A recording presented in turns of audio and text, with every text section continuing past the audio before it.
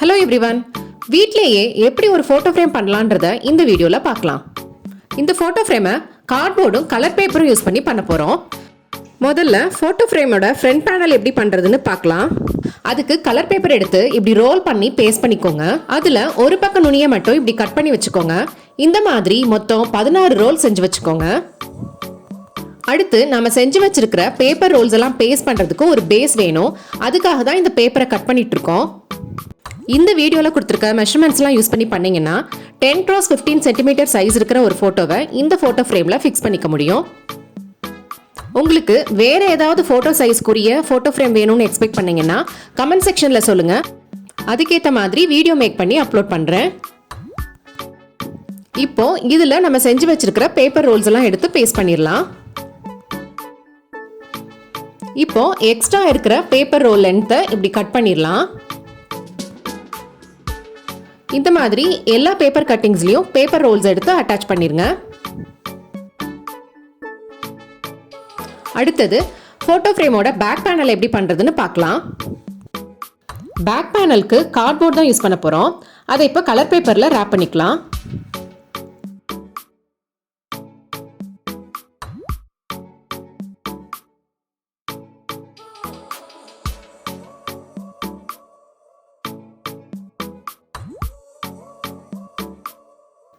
இப்போ இந்த 4 பக்கத்துலையும் clue apply பண்ணி பேஸ்ட் பண்ணிக்கலாம்.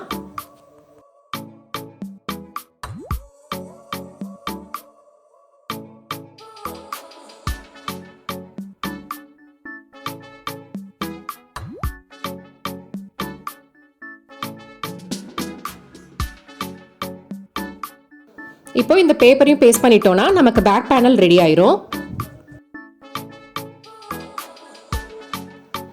அடுத்து இதை வாலில் ஹேங் பண்ணுறதுக்காக பின்னாடி ஒரு த்ரெட் அட்டாச் பண்ணிக்கலாம்.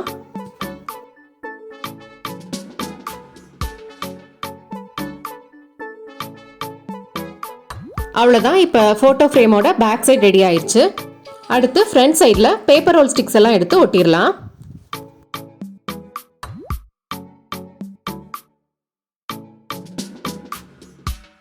அவ்வளோதான், நம்ம ஃபோட்டோ ஃப்ரேம் ரெடி ஆயிடுச்சு. அடுத்து இதை எப்படி டெக்கரேட் பண்ணுறதுன்னு பார்க்கலாம். அதுக்கு ஒரு பறவை படத்தை பேப்பரில் வரைஞ்சிட்டு அதை அப்படியே கட் பண்ணி எடுத்துக்கோங்க. அடுத்து விங் ஷேப்பில் இன்னொரு பேப்பர் கட்டிங் பண்ணி அதையும் இதுக்கு மேலே ஒட்டிக்கோங்க. அடுத்து கண்ணுக்காக ஒரு சின்ன ஹாஃப் கட் பேர்ல் எடுத்து ஒட்டிக்கிறோம். இந்த மாதிரி மொத்தம் 2 பீஸ் செஞ்சு வச்சுக்கோங்க. அடுத்து பேப்பர் ஃப்ளவர் எப்படி பண்ணுறதுன்னு பார்க்கலாம்.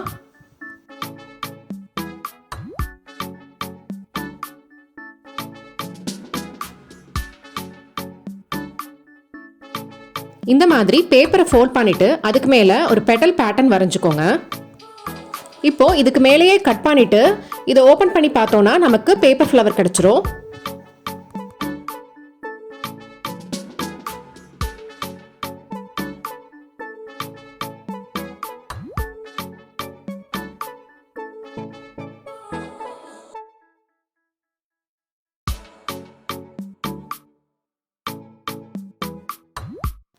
இப்போ இதுக்கு நடுவில் ஒரு ஹாஃப் கட் பேர்ல் எடுத்து ஒட்டிக்கலாம்.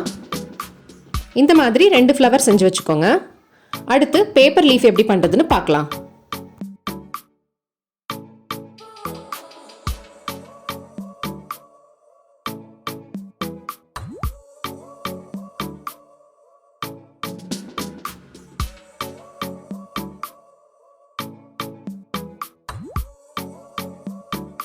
இப்போ இதெல்லாம் யூஸ் பண்ணி நம்ம ஃபோட்டோ ஃப்ரேமை டெக்கரேட் பண்ண வேண்டியது தான்.